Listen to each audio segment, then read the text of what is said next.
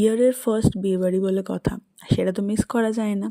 তাই যেদিন থেকে ইনভিটেশন এসছিল সেদিন থেকে আমার মায়ের আর বৌমনির মোটামুটি প্রিপারেশন স্টার্ট হয়ে গেছিলো, কি পরবো, কি ইয়াররিং পরবো, কি নিয়ে যাব, সব কিছুর।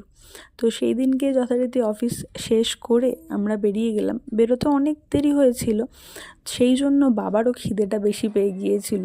তাই আগেই বিয়েবাড়িতে গিয়ে বউকে না দেখে স্টার্টারের উপর হামলাটা হয়ে গিয়েছিল।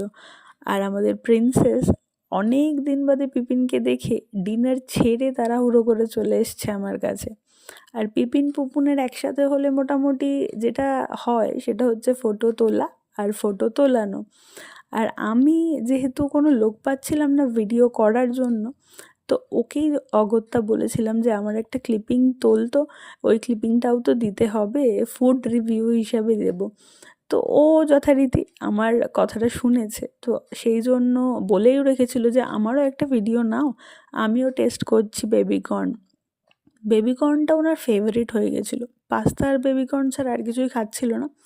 তো স্টার্টারের ওখানে যারা ছিল তারাও মোটামুটি বুঝে গিয়েছিল যে এ আসছে মানেই বেবিকর্ন নিতেই আসছে, সেই জন্য আগে কিছু বলতে হয়নি, বেবিকর্নটাই ওকে দিয়ে দিয়েছে।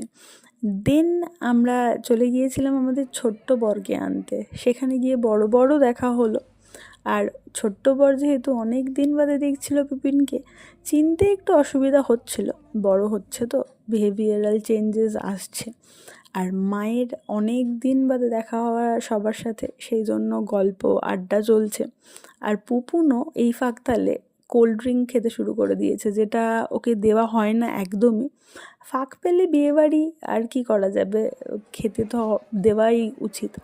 দেন আমরা ডিনারে চলে এলাম। আর ওনার যেটা ফেভারিট সেটা হচ্ছে চাটনি আর পাঁপড়। তাই পাঁপড়টা চুরি করে চাটনি দিয়ে খেতে গিয়ে বুঝলো যে সেটা বড্ডই বিচ্ছিরি খেতে লাগছে। তাই আমাকে বললো যে এত বাজে টেস্ট, তুমি কি করে খাচ্ছ? আর আমাদের পাবলো মহারাজ খুব কান্নাকাটি করছিল, সেই জন্য ওকে এন্টারটেইন করা হচ্ছিল। কি করলে উনি চুপ হয়? অবশেষে ওনাকে অনেক এন্টারটেইন করার পর খাইয়ে ঘুম পাড়ানো হলো। ঘুম পাড়িয়ে রেখে দেন আমরা বাড়ি এলাম। তো বাড়ি ফিরতে ফিরতে মোটামুটি 12টা বেজে গেছিলো। তো বাড়িতে এসে এত টায়ার্ড, তো ঘুমিয়ে পড়া হলো।